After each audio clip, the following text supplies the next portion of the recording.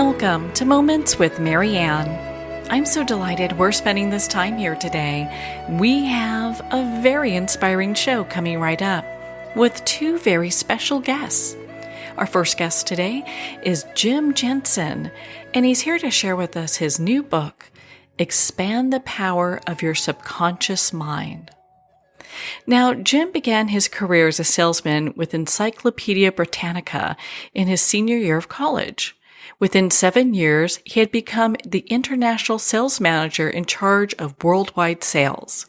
At the age of 28, he became the senior vice president and CEO of Great Books of the Western World, which is a division of Encyclopedia Britannica.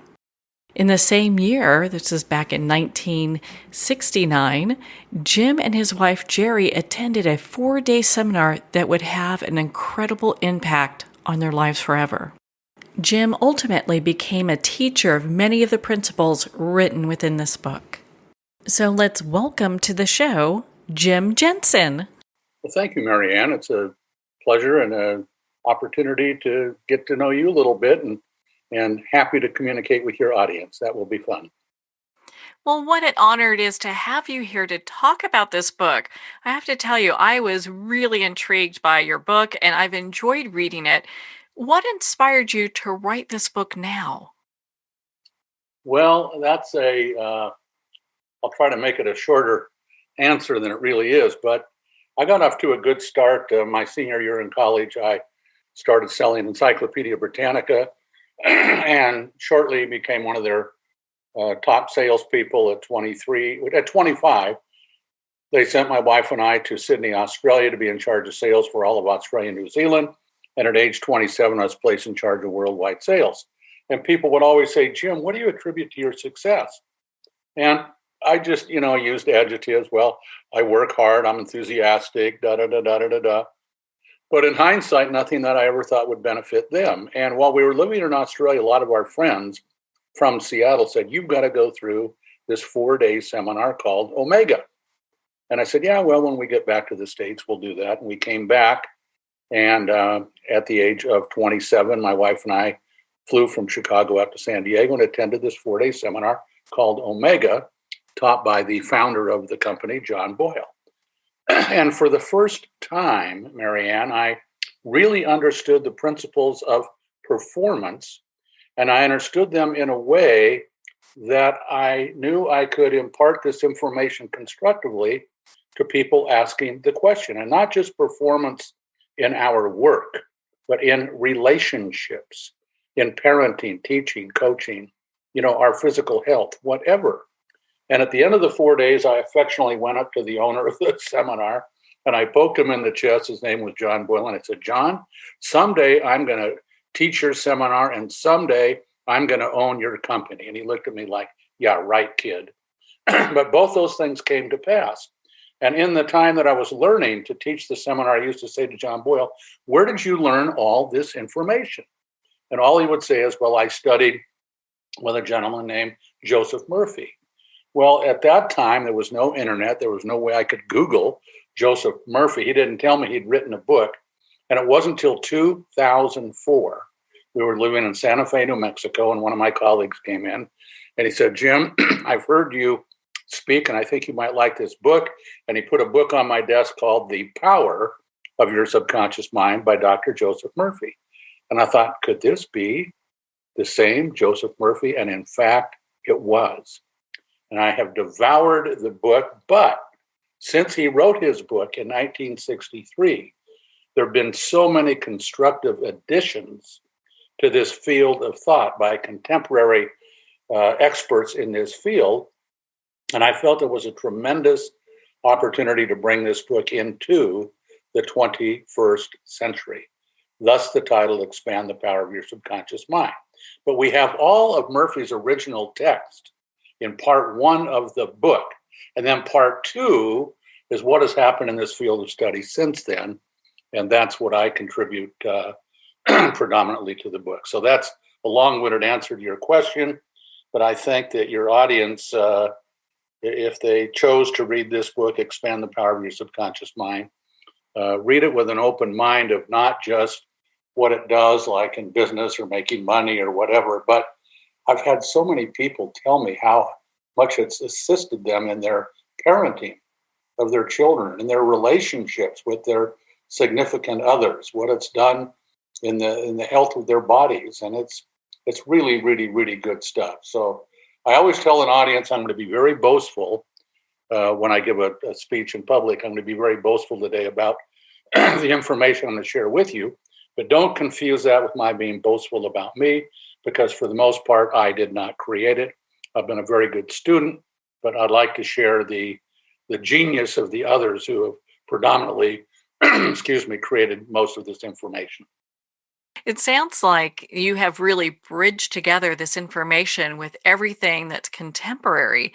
And you talk about relationships. I mean, everything is relationships if you really look at it. And that's what I found so appealing about your book. It's a relationship we have with others, people at work, the relationships we have with ourselves. And a lot of times people don't consider all of those to be different relationships that this book can help. That is correct. And we talk about like self-talk. Right now, as your audience is listening to this, they're talking to themselves at the rate of 150 to 300 words a minute all day long, over 50,000 thoughts a day. So they're kind of processing what they're hearing us would talk about on your program, where we're going to go to dinner tonight, what we're going to do this weekend, and all of these continuous thoughts. And in the book, which I think is the greatest take-home value, is we point out the true functions of the subconscious and how it is a servo mechanism that operates 24/7, carrying out the instructions given to it by the conscious area of the mind.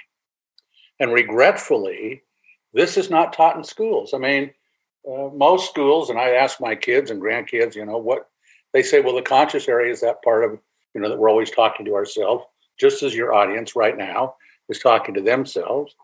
And the subconscious is predominantly taught that it handles our bodily functions, grows our hair, grows our nails, digests our food, heals a wound, but seldom is it mentioned or taught that it is also this servo mechanism that's totally non-judgmental and will work just as hard to achieve a negative instruction as it will a positive. So if somebody's saying to themselves, I always get so nervous when I get up to speak in front of a group. They say, hey, boss, we got it. We'll make sure you do, And the example that Joseph Murphy uses in his book that is so good to differentiate the functionality of the conscious and the subconscious is he said, visualize an ocean liner going across the sea. And the captain would be like the conscious area of the mind up in the helm of the ship, barking out signals to the crew, full speed ahead, port starboard, 10 degrees north, whatever. And the crew is like the subconscious, down in the hold of the ship, can't even see where the ship is going. But they simply say, aye, aye, sir, carrying out the orders, not minding whether they run the ship into the rocks, hit another vessel, or get it safely to its destination. So we have this phenomenally powerful servo mechanism operating on our behalf 24/7. It works on solving problems when we're at the conscious level, sound asleep. And this is what I attribute as the greatest contribution that Joseph Murphy has made that can be so substantially beneficial to people that take advantage of these teachings. Can you give us an example of how you've incorporated these teachings into your own life? Well, yes. One of the things that we teach in part 2 of the book, that is what I taught I taught this seminar for 18 years, 4-day seminar, and typically we'd have between 50 to 100 attendees. And I think what I really learned was the proper use of affirmations. And affirmations are a tool. It's our toolkit. And a lot of people have said, well, I've tried affirmations. They just don't work for me. And I said, well, tell me an affirmation that you might have tried. And somebody might say, well, I wanted to lose 20 pounds. And I said, I'm not overweight. I'm not overweight. I'm not overweight. And is that what you did? And they said, yeah, but it didn't work. I said, well, there's 3 steps with the use of affirmations. Is you create a statement in the first person present tense as though it has actually happened. Then step 2 is we create a visual image of what it would be like once we have achieved this new direction. And then step 3 is we have a feeling. We feel good about this. I'll give you an example. I actually used this process to lose 25 pounds several years ago when I had a physical examination, and the doctor was a good friend, and he said, Jim, you look like you've gained a little bit of weight. You know, it might be beneficial for you to lose 25 pounds. And I thought about it, and I said, he's right. I can do this. So I developed an affirmation. I weighed 225. I wanted to go to 200. So I developed an affirmation that said, I look good and feel good at 200 pounds. So that was the language, first person present tense, as though it has already happened. I look good, not I'm going to. I look good and feel good at 200 pounds. Then the visual image that I supported, that I'd see myself walking into the office with my new suit and my employees saying, Jim, you look so great since you've lost all that weight. And then step 3 is how good I felt about having achieved that. And in a matter of less than 90 days, I had lost that 25 pounds. Now, this doesn't give one an excuse to move their bed next to the refrigerator. So you do make some changes in your eating habits, and but affirmations, I think, is to answer your question, the greatest tool, the take-home tool that the readers can use to bring about changes in virtually any area of their lives, but in a more constructive, effortless way than what they might have previously been doing to bring about such changes. Are there areas that you find that people typically get stuck in when they're trying to develop their affirmations? And you talked about let's not move our bed next to the refrigerator. You have to have some personal responsibility in losing weight. But are you seeing some common patterns? I think that for so many, this is it's an expanded thought process. And it's something that they haven't been taught in school. They didn't learn it from their parents, unless their parents were graduates of Dr. Murphy's work or our seminars. And I think that there becomes a trust issue that for many probably interferes. Like they would say, I look good and feel good at 200 pounds. And part of them is saying, oh, this is nonsense, I weighed actually 226 today. I was up a pound. I mean, they don't surrender to the total effectiveness. And I guess it's trust in the process. But once they achieve it, in fact, every seminar that we taught, we always had people come through who had been through the seminar previously, and we affectionately called them retreads.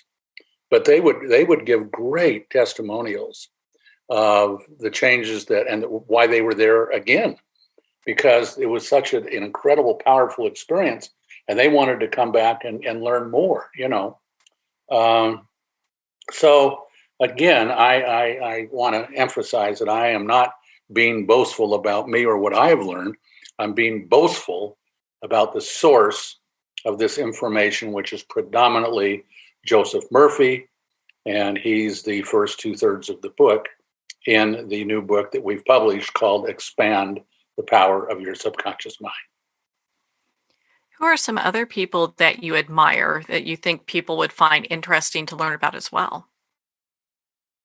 Oh, gosh, there are so many. I've been so blessed. I was on the board of directors of the Institute of Noetic Sciences, which is created to the scientific study of consciousness was founded by the late astronaut Edgar Mitchell, and I'm now a life director, but I met so many gifted people who brought so much creative information to consciousness and to, how we behave, how we work the way that we do. And I think that another very powerful component of what we teach is the third area of the mind, which is called the supra, not super, supra, which means above consciousness, supraconscious. And the supraconscious works 24/7. I'll tell you, it's great for problem solving because 90 to 95% of our problems we can solve through the conscious process. And we identify what the problem is. We think of potential solutions to the problem. We work on it. And step 3, we solve the problem. But there are times when we are working on a problem that's very important to us, and we haven't been able to find the solution that we're looking for. So at some point, we say, I'm going to turn this over. It's a trust fall to the supraconscious. And the way we do that, step 4, is we state the problem clearly. Say, supraconscious, I'm going to turn this over to you, and here's the problem. And if there's a time element, you might say, and by the way, I need an answer by the 15th of next month or whatever. And then really the key is 5. Step 5 is we get busy doing something else and we don't take the problem back. And the supraconscious is, it's the notion that there's part of us, vis-a-vis through the supraconscious, that has access to all knowledge throughout the universe.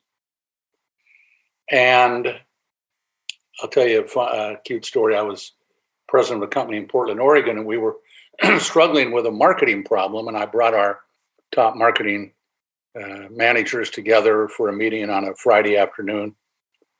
6 people and myself got together, and I had our corporate secretary come in, and a lady that was, had never been involved in marketing, but I wanted her to take notes for our meeting. And I finally said, and all these people have been through the training that we're talking about now. And I said, listen, let's turn this over to our supraconscious. We're going to meet again at 10 o'clock Monday morning, and let's see what the total solution to this problem is. And we got together at Monday morning. The meeting had been on Friday. We got together Monday morning, and our corporate secretary, meek little lady, said, Jim, may I say something? I said, yeah, what? She said, well, I was working in the garden on Sunday.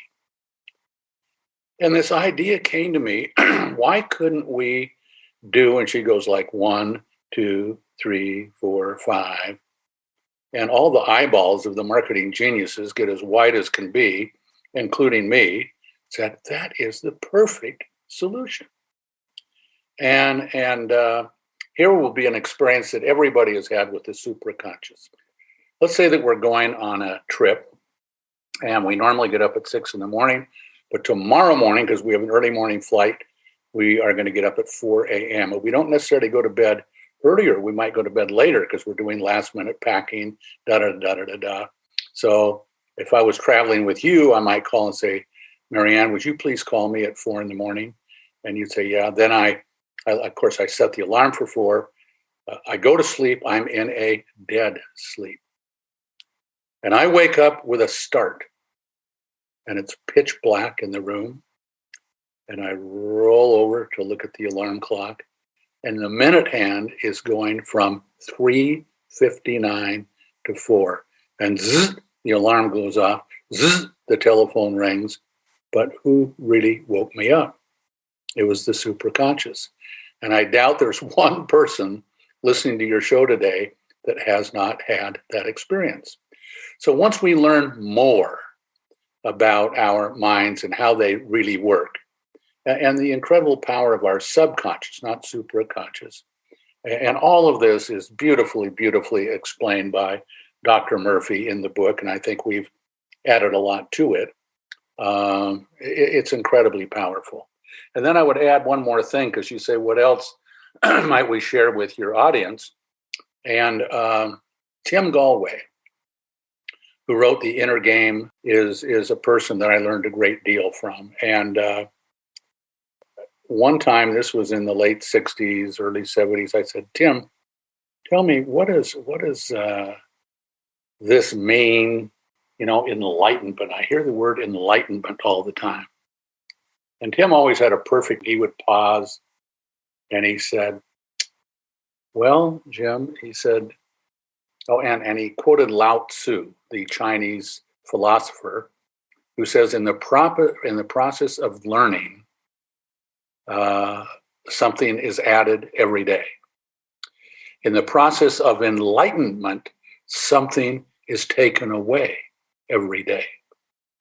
And he said, visualize a tugboat going through the water, towing a big barge of garbage, and all the energy that this tugboat is experiencing to tow this big barge of garbage. Well, in that example, all we have to do is simply go out and cut the line between the barge and the tugboat, which frees up this energy, and the tugboat can move effortlessly through the water.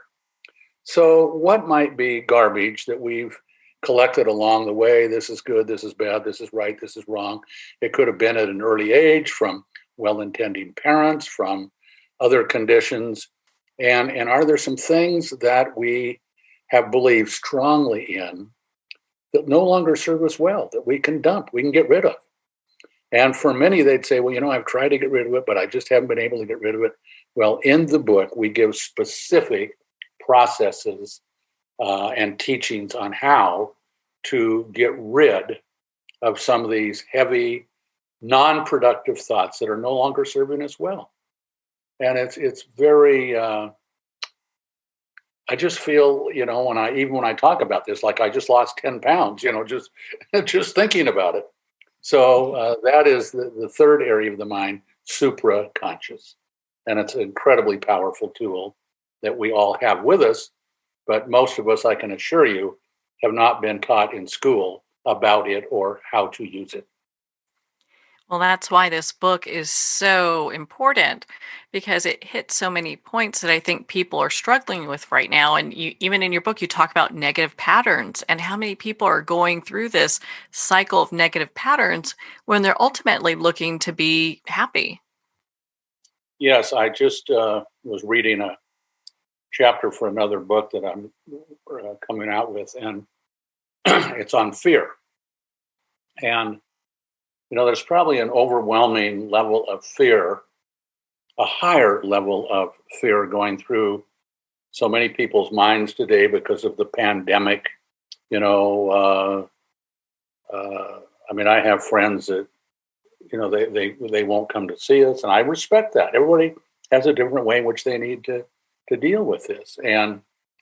But I have a placard on my dresser. And by the way, this is something we should pay close attention to and not be foolish about,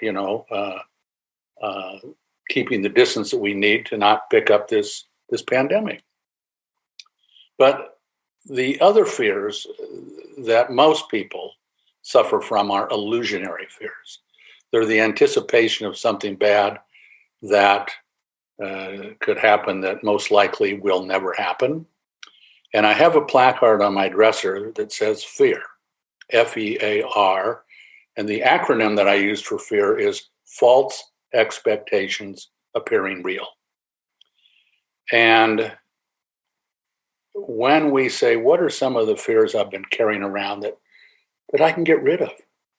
That they're like the tugboat with the barge of garbage that I don't need to carry around anymore. They're not relevant, but they do affect my behavior if I am approached with something in which it raises this level of fear. And so that is another good take-home value from the teachings of Dr. Murphy. And it deals with the whole self, Marianne. It deals with, so many seminars in this area are kind of specific to a certain part of our being, but I think Murphy covers it all. I mean, from A to Z, it's terrific. I was surprised to even learn that this will also help with forgiveness. And while we're kind of in many cases, some of us are isolating and watching our distance, we're really dealing with the inner self right now. And it seems that forgiveness is coming up for a lot of us. It is. And it's, we don't want to look back and blame somebody, a previous partner in life, or a parent, or a teacher, for having given us some data input that we took to be really serious and important that really hasn't been, or no longer is, let's say, or it's no longer constructive. But some people don't know how to get rid of those old antiquated beliefs, prejudices, whatever, and they carry them away to their very last day on earth. And so I think that everybody probably listening to this audience here has some fears that they've been dragging around forever, or things that just don't serve them well, but they haven't been able to shake it.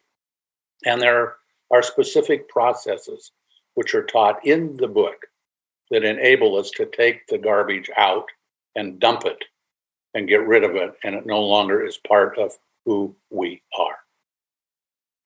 I love that. It's so empowering to get to a new place where you're not being weighed down with, resentment and regret. To get to this place where you can find forgiveness, if not just for ourselves and other people, what a powerful thing that is. Well, and the other thing is, when is the only time we can be happy? Now. Can you be happy yesterday? Go ahead, I'll wait. No. You might be happy now thinking about something you did yesterday, but the experience of the happiness is now. Can you be happy tomorrow? Yeah, I can. Really? Go ahead, I'll wait.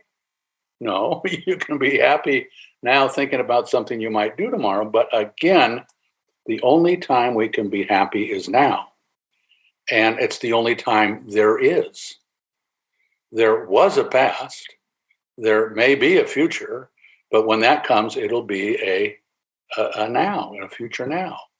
And I think a lot of people do drag, a lot of the past along with them that interferes with their ability to be totally happy now. And it's because they haven't learned how to get rid of some of these past. I mean, they put erasers on pencils and bumpers on automobiles because we can make a mistake. It's part of the human condition. But we can also acknowledge that and not make it the most life going forward. And so it's all summarized in the book. And your questions, by the way, Marianne, have been terrific. I want to thank you for that. And I hope that our audience is getting some benefit out of this discussion. Oh, I'm sure people are really enjoying this discussion, a lot of benefit from it. I mean, your book is really profound. If there is one important message that people can take away from your book, what would that be? That that we are a totally open-ended vessel that has the capacity to grow, to change in any area of our life that is most important to us. And I want to get back to this relationship between the conscious and the subconscious area of the mind, and that the subconscious does more than what is currently taught in school of just handling our bodily functions. But beyond our bodily functions, the subconscious, and I'm being repetitive to what I said earlier, is a servo mechanism that operates 24/7, carrying out the instructions given to it by the conscious area of the mind. And we can use this as a tool and just start with some fun. It doesn't have to be a life-changing thing, but start to program and put in to the subconscious, this, that, and new definitions and expressions of who we are and who we want to become. And the subconscious will work 24/7. It'll work on this while we're asleep. And But to really, really, really get the full benefit of this, because it's really what the book is all about, I would urge people to take this book and really study it, study the teachings of Dr. Joseph Murphy and the contemporary authors who we've added to part 2 of the book and their teachings. And it'll be very, very beneficial in virtually every area of the person's life. Well, Jim, my goodness, we can talk for hours. You're such an inspiration to so many people. I really just loved your book. I thought it was an amazing book. Where can our listeners connect with you and be part of your community and follow your work? Well, my website is a good starting point, and it's just my name, all one word, lowercase, an initial C, not a period after it, just C, James Jensen, Jensen, cjamesjensen.com. And that will give a lot of additional data input regarding the book. This particular broadcast that we're on today will be part of multiple broadcasts that have been recorded about the book. And there are so many other tools and teachings that are available in this website to the person that wants to peel the onion back and see everything that's really in there. Well, Jim, thank you so much for taking the time to be on the show with us here today.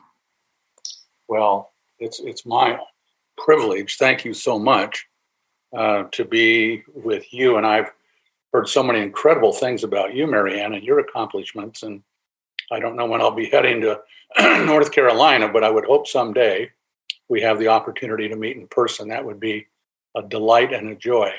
But we can certainly stay in touch by phone and by Zoom and all the other wonderful tools that are available to us. And thank you again for inviting me to be on your show.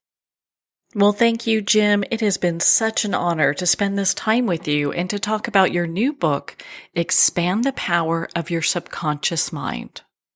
Expand the Power of Your Subconscious Mind is available at Amazon, Barnes & Noble, and all indie retailers. And of course, you can get it on Kindle. Again, if you'd like to connect with Jim Jensen, you can at cjamesjensen.com for more information. Now, have you ever thought, is equal opportunity something that's available for everyone in education? You'll want to stay tuned for our next special guest, Jeff Hobbs, who's here to share with us his new book, Show Them You're Good, a portrait of boys in the City of Angels the year before college. You've been listening to Moments with Marianne. We'll be right back after these messages.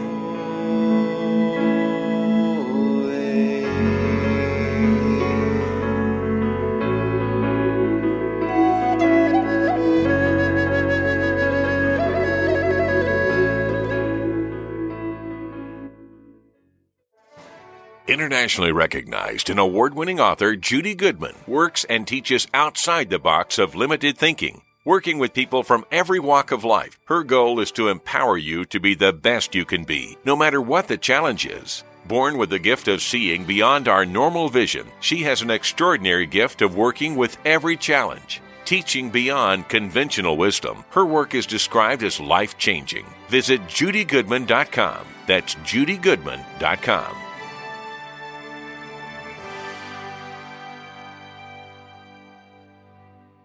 There comes a moment when you realize you're somewhere special, when you discover that each beautiful creature that you see has been rescued from a life of absolute horror and brought to this incredibly free place. Here's where their lives were forever changed and where yours will as well. Discover over 500 tigers, bears, and lions at the brand new visitor center at the Wild Animal Sanctuary just outside Denver. For more information, visit wildanimalsanctuary.org. Discover true freedom at the Wild Animal Sanctuary. Have you ever had the sense that your thoughts might actually be doing something? Ancient secrets of manifesting have been masterfully revealed in the award-winning book Manifesting 1-2-3 by Ken Elliott. For the first time, the author's experiences and stories in this book describe exactly how your thoughts can create anything. You've been doing this all your life, but it's never been fully explained for you until now. Visit manifesting123.com for more information today. Manifesting123.com.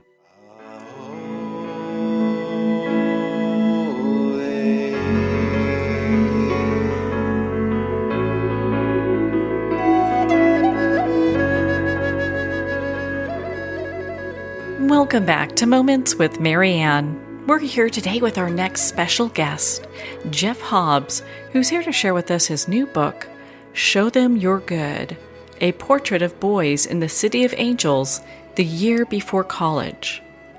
Now, most of us question whether or not there's equal opportunity in education, and Jeff's book explores just that. Now, many of you know Jeff. He's a best-selling author. He grew up in Pennsylvania, attended Yale University, where he won the Meeker Prize for his writing and the Gardner Millet Award for his running. After graduating with a BA in English Language and Literature, he spent 3 years working as an executive director for the African Rainforest Conservancy. So let's welcome to the show, Jeff Hobbs. Thank you so much. That means a lot, and I'm grateful to be here with you. You know, what an honor it is to have you here and to talk about your new book. I have to ask you, what inspired you to write this book? Sure. This book, I call it my odd little high school book, which my publisher would like me to stop saying. But it started because when my last book, The Short and Tragic Life of Robert Peace, came out, also nonfiction, about a really close friend of mine who passed away. When that came out, something really terrifying happened, which is schools started reaching out and asking me to come visit, give assemblies, visit classes, that sort of thing. And you can already tell after 1 minute that I was never meant to speak in public or really speak at all. That's why I write for a living. But I had this privilege of, again, visiting schools all over the country, just figuring out how to get there and be with young people. And in these conversations, I just heard high school students give their own stories, talk about their families and their aspirations. And there was a lot of wisdom there. And we don't often associate wisdom with teenagers, especially teenage boys. And so I sort of carried these visits home. And in the meantime, I looked around. You see TV shows like, 13 Reasons Why and such that, depict teenagers as these kind of lost human beings. And that was not my experience. So I just thought there might be some positive value in looking at the world through the eyes of young men. I think that's so important now, especially as we're looking at how the education process happens for them. And I have to ask you, my goodness, you chose a couple of different schools. Was there some real thought in regards to which schools you were choosing for this, or did it just work out that way? It's a good question. And it was a clumsy process. Once I started reaching out to schools in Los Angeles, just because I live here, I learned pretty quickly that no principal in his or her right mind wants some awkward journalist walking around their hallways, because schools get beat up on pretty hard by journalists a lot of the time. And so these two schools, Beverly Hills High School, which if you watch TV in the 90s, you might think you have a pretty good idea of what that looks like. And a smaller school in South LA, right outside of Compton. Also, if you listen to music and watch movies, you also might have a idea. Those schools, invited me in and introduced me to these small groups of senior boys who, for whatever reason, were willing to share a lot of their time during a year when they did not have much time, which was probably because I brought food. And Yeah, so over the course of probably a couple hundred hours over that school year, we mostly just sat and talked about what was going on. Well, it seemed that they're very interested in being part of what it is that you're writing. And when you met with the boys, were there some that you thought, okay, this young man probably isn't going to be a good fit for my writing? Did that just work out that you had a perfect set of, boys from each school to have conversations with? Uh, I've never considered this too hard. I mean, the nature of my work is you don't, you can't have an agenda going in. I mean, I didn't ask the principal at Animo Pat Brown in South LA to give me a student who was applying to Ivy League schools and DACA at the same time.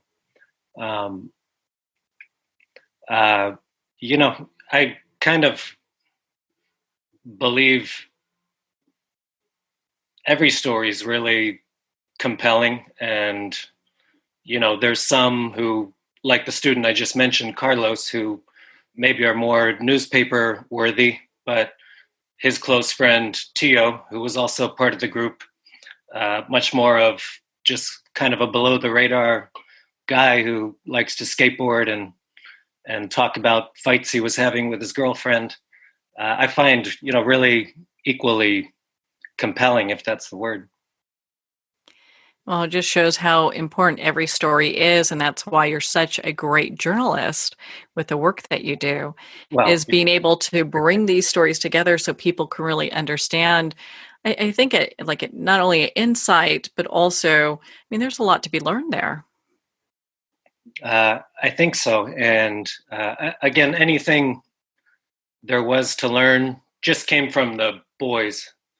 And a challenge of that, kind of the best thing and the worst thing about teenagers is that they show you what they think of you, and they don't really care what you think of them. So it's kind of a really powerful lens. And I remember when we first started in each group, again, these were two different schools, about 20 miles apart, but completely different worlds. In both schools, when we sat down, my line was that I don't want you guys to try to represent your neighborhood or your race or your class as much as possible. I'm hoping you can just try to represent yourselves. And I even wrote that in the sort of the foreword to the book. But of course, those guys saw through that kind of immediately. And as earnest as I was trying to be, and that I was, they knew I was in these two different schools, and that there was some kind of plan there, that I was kind of after something. So, yeah. Did you know what you were? They cut right through all the pretenses, and it makes it challenging to do what I do, but I also really appreciated it at the same time, if that makes sense. It makes perfect sense. I have to say it's really interesting to even think about, hey, I'm going to look at these two schools and write about it. What were some of the things that you discovered? Well, I mean, reams of things. A lot of just innocuous elements of this sort of coming of age passage in life. And yeah, there's disparities sort of under every chair and desk, in terms of where they're growing up and the resources they have in school and at home. But without trying to be too kumbaya, I was really interested in commonalities, and there's a lot of those as well. I'm speaking kind of generally now, but every kid being absolutely unique to his own experience, they all were very attuned to, for instance, the absurdity of life and adult hypocrisy and they were all very determined not to be cliches, and the dichotomy of knowing that adults exist in schools to help them, but also to tell them what to do, and nobody likes to be told what to do. So yeah, just really meaningful psychic loads that everybody was carrying, and a lot of it was really funny. I can only imagine. So, but you actually, talk about it in your book as well. But for those that are joining us, I mean, yes, I mean, you really. For instance, I remember Tio, again, a student in South LA. The school didn't have sports, but he participated in this group that trains to run the LA Marathon, and he got in trouble one week because he got off the bus. They'd run 15 miles or something. He was tired. He didn't thank the bus driver, and the coach kind of chewed him out for being disrespectful. And then the next week, the coach didn't thank the bus driver, and Tio was like, "Yo, you didn't. What happened to thanking the bus driver?" And the coach didn't like that either. So. Well, if you're going to walk the walk, you've got to, you got to follow it up there, Yeah, and it's in the small moments. That's kind of really the fun of what I do. Well, it's interesting because you look at Tio's life. I mean, here he is. He's got great ambitions, all these things he'd like to do, and he's got a dad who just doesn't believe in him. Yeah, that was really heavy, Tio and his dad, and it speaks to a lot of things. I mean, so background, Tio grew up with a father who he really admired growing up, and in fact spawned Tio's great ambition to become an engineer, because his dad was kind of the neighborhood fixer. If you had a car problem or an air conditioning problem, or just going to the junkyard and finding things and building things. At the same time, his dad was actively derisive of Tio's school and GPA and all that pride. And his dad was an alcoholic and suffered a really severe relapse when Tio was in 10th grade that caused all sorts of trauma. But Tio, it kind of speaks to the machismo culture that we still live in. Tio's just this cool guy, very low key, very quick with jokes. And then, we'd spend some time together, and suddenly he very casually revealed these things about his home life and his dad and the situations he'd been in. But he spoke of it, like I said, casually, just like, this is something that happened to me. It might be interesting. It might not be.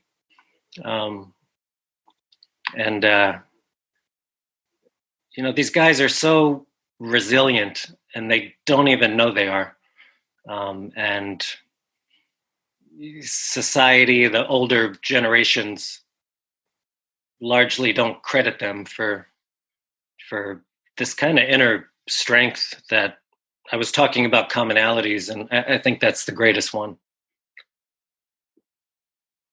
I think that is amazing how you interwove that story so people can really understand, not only who these young boys and these young gentlemen are, but, also their aspirations and their just desire.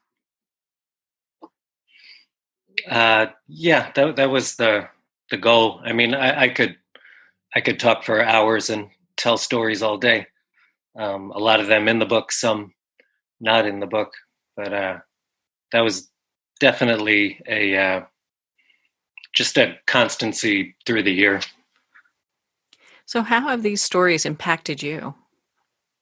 I carry them, and these guys were very generous with their time and willingness to, dig deep within themselves. And they were also courageous.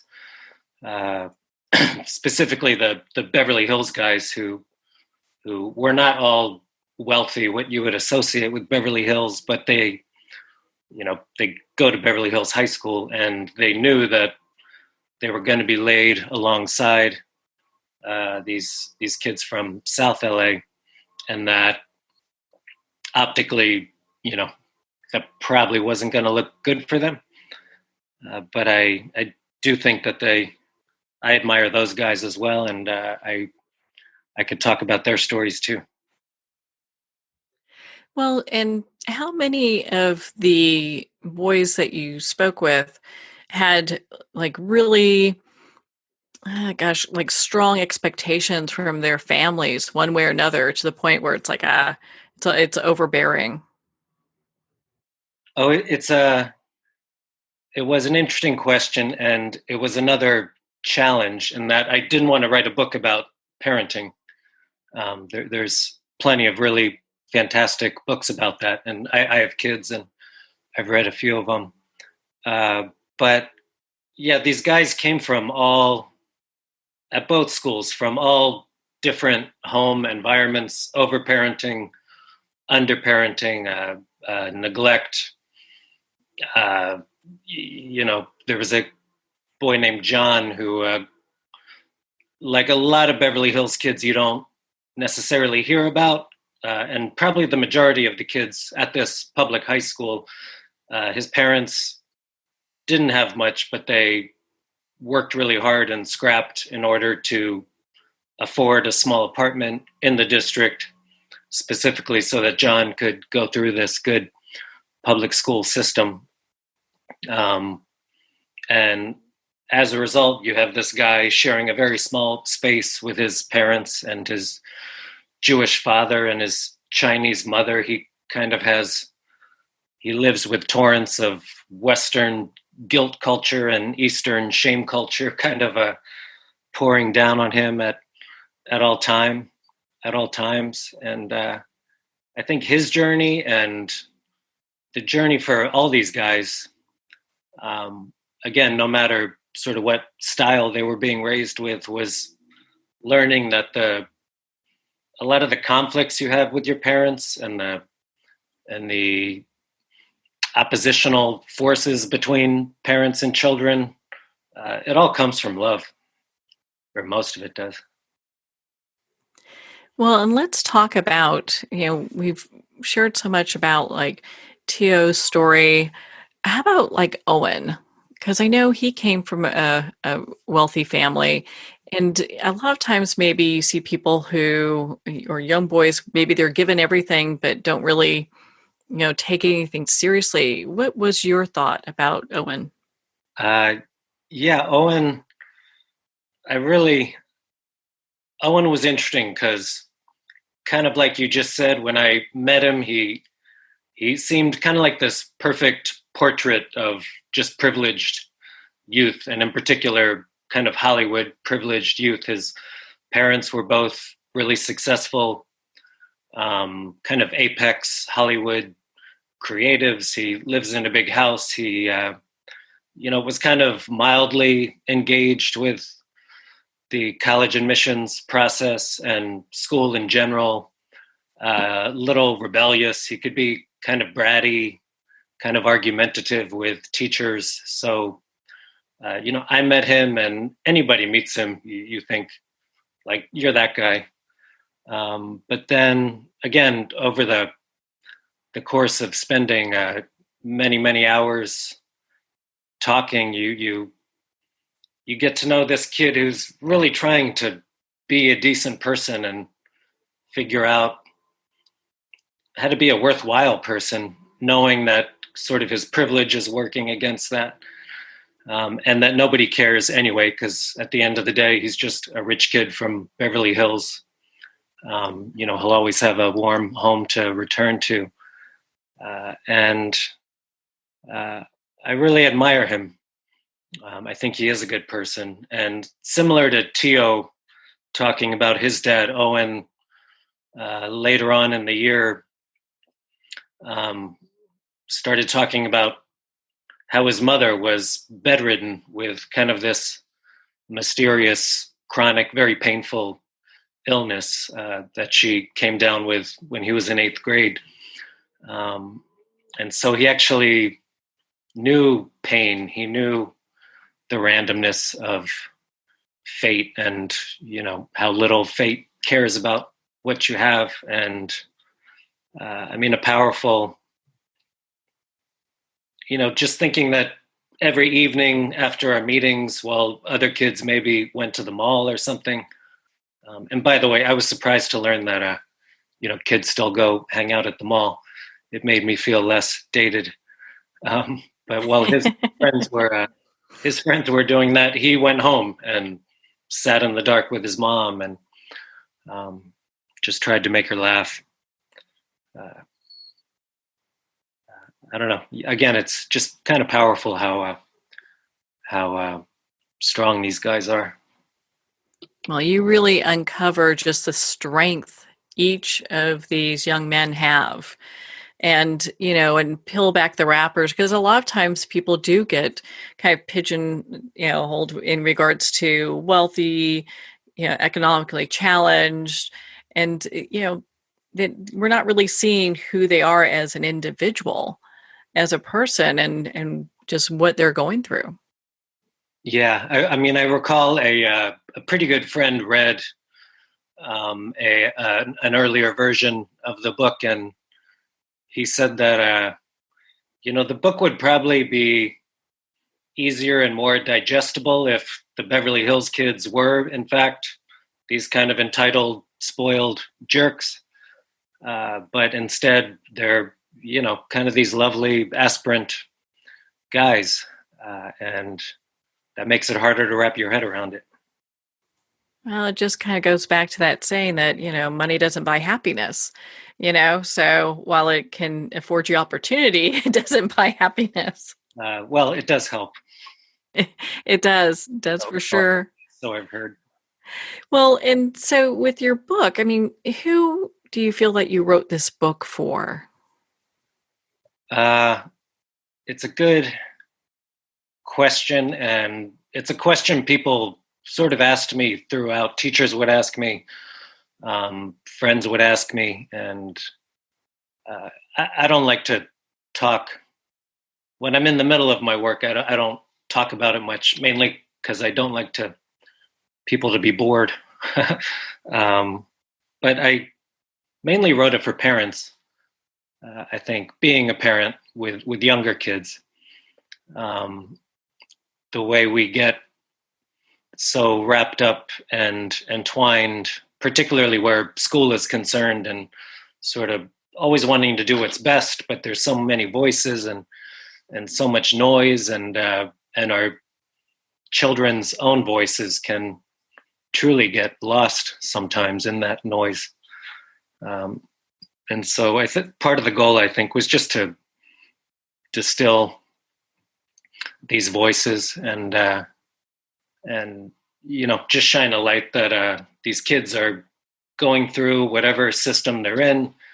They know what each day's going to look like. It's just easy to sort of conflate them into populations and bigger issues of equity and race. But, at the end of the day, they're just boys kind of learning that life is messy. It's messy to be a person with values, and sometimes conflicting values that we use to make decisions, and even the most innocuous decisions can be really consequential. I think that's a lesson all of us can learn regardless what our age is, And I felt that your book really helps people to have a deeper insight into just what young people are going through today, because it's different than it was when I went to school, in the 80s, and you look at it now, it's a much different world. In an awful lot of ways, and the spine of this book really is the college admissions process, and the big system of the educational industrial complex, as it's called, and also, again, the individual experience of sorting through, for these boys, it was the University of California, Cal State systems. And what struck me as really different, it used to be you just got an envelope that was its own thing, and maybe you kind of weighed it before you opened it.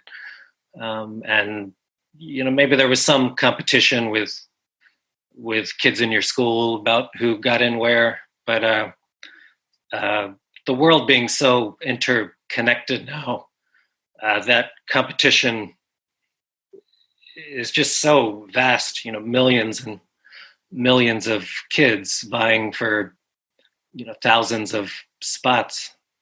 It's kind of vast and hopeless. And what I started to see being with these guys, the college admissions process is this very bizarre act of storytelling and kind of constructing your own narrative. And then for a lot of them, for the first time in their lives, they're projecting their own narratives out in the world, again, alongside millions of other kids. And it becomes this gigantic matter of self-worth that just felt like a lot to carry, that I don't remember carrying myself when a long time ago. That's an interesting journey young people take. I have to ask you, show them you're good. Why did you use that as a title? So that was actually a quote from one of the boys, Tio, who I mentioned was a skateboarder. And, that was a lot of what he talked about. And I spent a lot of time with him at skate parks in South LA. And so he was talking about skateboarding and kind of the hierarchy of these different parks and why you can't wear a helmet because you'll get laughed away, and etc. This little subculture. But he said that you go to a skate park and everybody's just going to hate on you until you show them that you're good. And again, he was talking about skateboarding, but it just seemed like a lot of layers of meaning were there for these guys and what they were going through. Well, I think it's such a well-written book. My goodness. I mean, we could talk for hours on this. Jeff, where can our listeners connect with you and learn more about your work and be part of your community? That's kind of you to ask. I'm a little bit of a Luddite, but I'm on Facebook. I'm on Twitter recently. I'm on Instagram, just Jeff Hobbs. And then the website, lifeofrobertpeace.com, which that's my previous book, but it links to information about the new book. Well, Jeff, thank you so much for taking the time to be on the show with us here today. Thank you, Marianne. Again, I'm so grateful, and thank you for your work. Well, thank you, Jeff. It has been such an honor to spend this time with you and to talk about your new book, Show Them You're Good, a portrait of boys in the City of Angels the year before college. Show Them You're Good is available at Amazon, Barnes & Noble, and all indie retailers. And if you don't see it on the shelf, ask for them to order it. And of course, it's available on Kindle, so you can download it and start reading it tonight. Well, we're at the end of our time today. I would like to thank everyone for tuning in. You're listening to Moments with Marianne. And remember, make every moment count.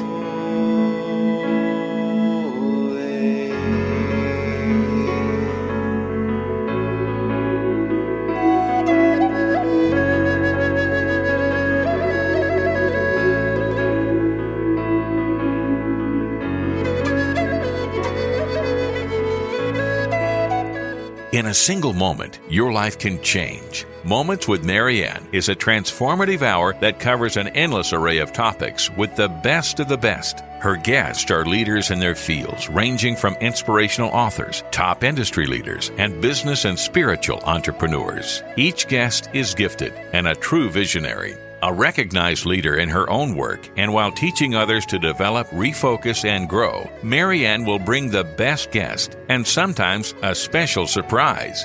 Don't miss this. You never know just which moment will change your life forever. Moments with Marianne airs every Sunday, Monday, Thursday, and Friday at 8 p.m. Eastern and 5 p.m. Pacific Time. Make sure to tune in and visit momentswithmarianne.com for more information.